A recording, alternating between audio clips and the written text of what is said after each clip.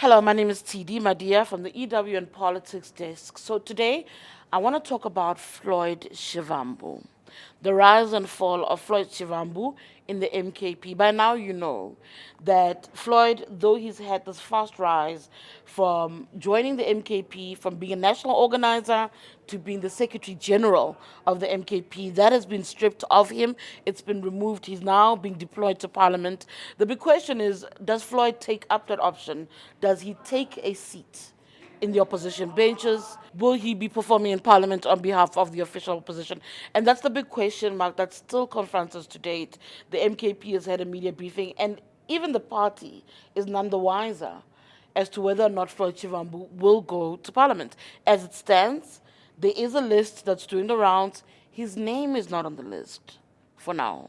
It might be added on the list later, but even people in that caucus are surprised that this person is meant to be joining the seats. There's multiple seats, at least 9, that are vacant in the MKP, as they try and replenish that list. This one name that was expected to be there isn't there. There's different schools of thought about whether or not it's ideal for Floyd Shivambu to go to Parliament. I'll run you through a few of those. First of all, you've got those who are in favor of Floyd Shivambu. People like Patrick Sindani, who the day that Floyd Shivambu was being redeployed, actually quit as members of the MKP, saying that they followed Floyd to the party and they feel that this moment is nothing but a demotion, saying that the MKP is not making a wise strategic decision in deploying somebody like Floyd to Parliament. In fact, Sindani goes on to argue that Parliament is too small for a figure like Floyd. Colleen Makubele, who's also had quite a meteoric rise in the party, is the newly appointed chief whip. He will not be the caucus leader. Dr. John Klope occupies that particular position. That leaves Floyd with nothing more but being a backbencher. And there are people who say he's too big, as I said, to be serving as a backbencher, who feel that this is the moment for Floyd Shivambu to consider starting his own outfit. That too, mind you, has its own problems, right? So South Africa, if you've paid attention, want something about personalities that you, in order to try and participate in the political space and to win over votes, you've got to have some charm offensive. I've never seen that in Floyd Shivambu. I've covered and I've followed his career for a very long time. He's not somebody that is described as a people's person, and that's part of what the other school of thought is in the MKP, is that part of the reason why people think he failed as a secretary is that he doesn't know how to deal with people. So the school of thought that says that he must go start his own political party, South Africans like personalities, big personalities, and so I don't know if Floyd Shivambu is able to take a party, if he births one, forward. I also want to argue that South African politicians suffer from hubris, so I wouldn't be surprised if indeed you hear of an announcement and a Floyd Shivambu starting a political party. This is, of course, the people who believe he's far too big to become a backbencher. People like Patrick Sindani will make an argument that this move, what's happened to Floyd, is about to do Zuma. I'll get into that in just a bit. I want to speak about the people who are also relieved that Floyd Shivambu has been removed from the Secretariat. People like Mary Padi in Mpumalanga, a well-known key figure who's had multiple run-ins with Floyd Shivambu. I mean, when I spoke to her, she said she was excited at the news of Floyd Shivambu's demotion, saying that he did not behave like what a Secretary General should be, that he abused, in essence, abused his powers and served at the behest of others, protected the likes of Advocate Busuku Mkhwebane. So there were question marks even about whether or not he arrived at the meet and greeted. So it was a cold reception in the party. And going back to the issue of Parliament, I think a cold reception would await him if he goes to Parliament. It's a caucus that I don't think really liked him. He's got to face off, if he goes to Parliament, with the likes of the EFF that he served. Can you believe how hostile that's going to be? He'll have to face off with the ANC. That's also laughing at this entire saga to some degree. So I think it'll be difficult for him to go through this chapter in Parliament, which is why I'm inclined to believe those who don't think he'll go to Parliament are making a valid point. But as I said, there are people who are excited to see the back of Floyd, believe that he didn't do service to the party. There are also people who believe that he had set up parallel structures or that he was there to launch some sort of a coup, take over the MKP, saying that, you know, he was bringing in people from the EFF, and when he wanted to consider post or people for positions in the party, he would lean on those who he historically had a background with, who came from the Red Berets into the MKP. So there was an issue of distrust. There's another argument where somebody has said to me there are unspoken rules in the MKP. Those unspoken rules are that this is a family project. And mind you, when I say this, it speaks to Duduzile Zuma. That's why people like Patrick Sandano will say to you, she's won this round. This is her battle. It is her party. It's her family's a political party.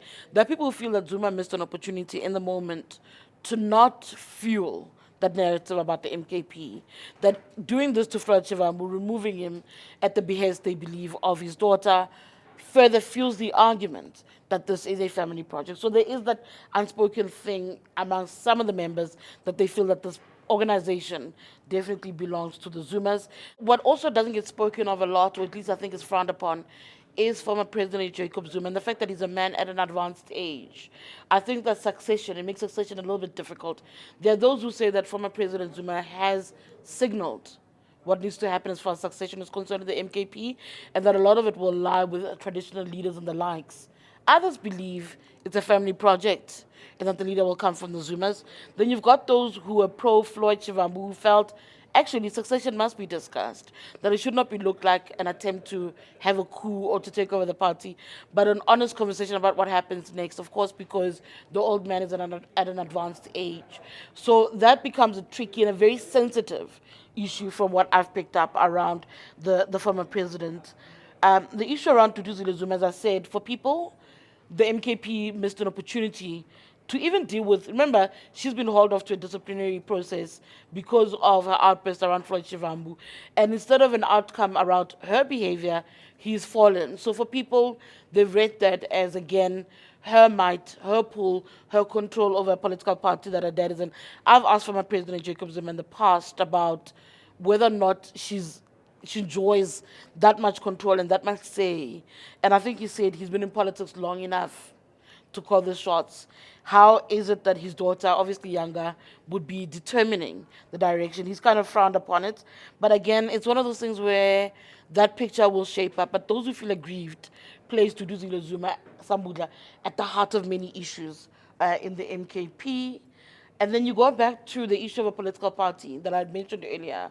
Will Floyd Shivambu start a political party or not? South Africans, like I said, are sucker for personalities, and I'm not sure if Floyd Shivambu is that. Mind you, Floyd Shivambu has something to prove. Those who had written him off in the EFF, those who treat him in a particular way, I think are people that are top of mind for him still. So he'd want to show that he's capable. When he left, people said he wouldn't amount to anything. So that, I'm sure, is still top of mind for Floyd Shivambu. The issue about a political party, he might not have started one yet, or he might be brewing, but I do know that there are already splinters of the MKP. I know of Umbuto, I believe that will be launching in the coming weeks. It's a splinters, people who are grieved with the former president, and they want to position themselves as an alternative voice. So like the NC, which has multiple splinters, the MKP, I think, is already starting to birth its own. A party, as I said, has been gazetted from what I understand. And then the question of what happens to Floyd remains, doesn't it? There's still no actual saying, no actual telling of whether he'll take up a seat in parliament or not. It's an interesting one to watch. Many agree that Floyd is an asset, but I think it's a question of how do you utilize that asset. He miscalculated supposedly, and again, that's a greater conversation I think he has to have with himself. But for us, we wait and see. What we also need to consider is who replaces Floyd Shivambu in that secretariat. That is now obviously, 6 members down, is obviously now a poison chalice.